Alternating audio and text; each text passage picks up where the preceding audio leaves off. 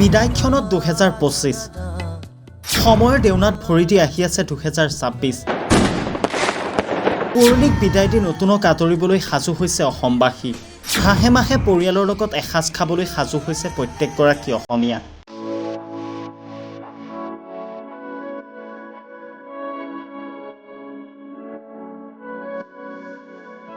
পিছে আজিও অসম ভূমিত চলি আছে একুৰা অসহনীয় জুই 19 ছেপ্টেম্বৰ 2025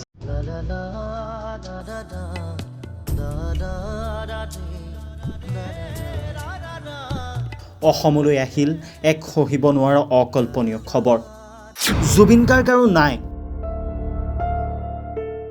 ছিংগাপুৰত শেষ নিশ্বাস ত্যাগ কৰিছে জুবিন গাৰ্গে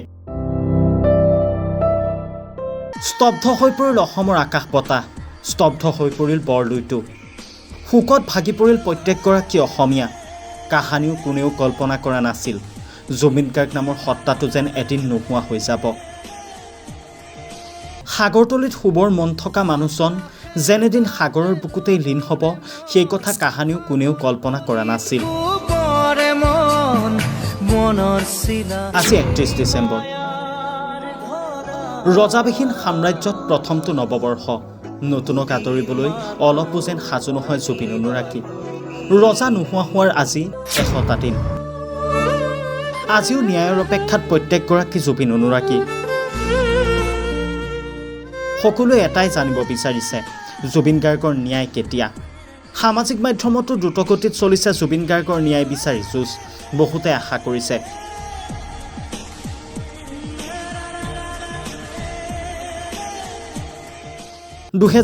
চনে নতুন আশাৰ ৰেঙনি কঢ়িয়াই আনিব জুবিন অনুৰাগীৰ বাবে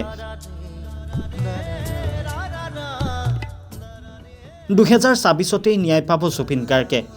এতিয়া প্ৰশ্ন হয় 26ত প্ৰাণৰ শিল্পীগৰাকীক ন্যায় দিবলৈ সক্ষম হ'বনে চৰকাৰ সেয়া সময়ত হ'ব লক্ষণীয়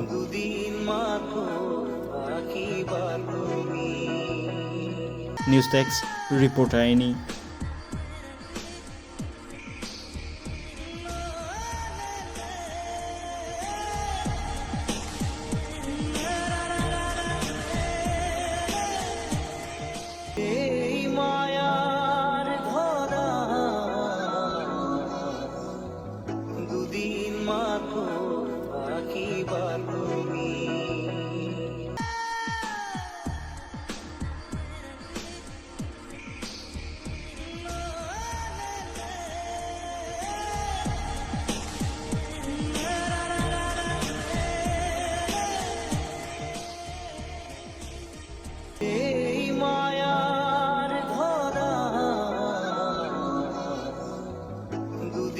মাথো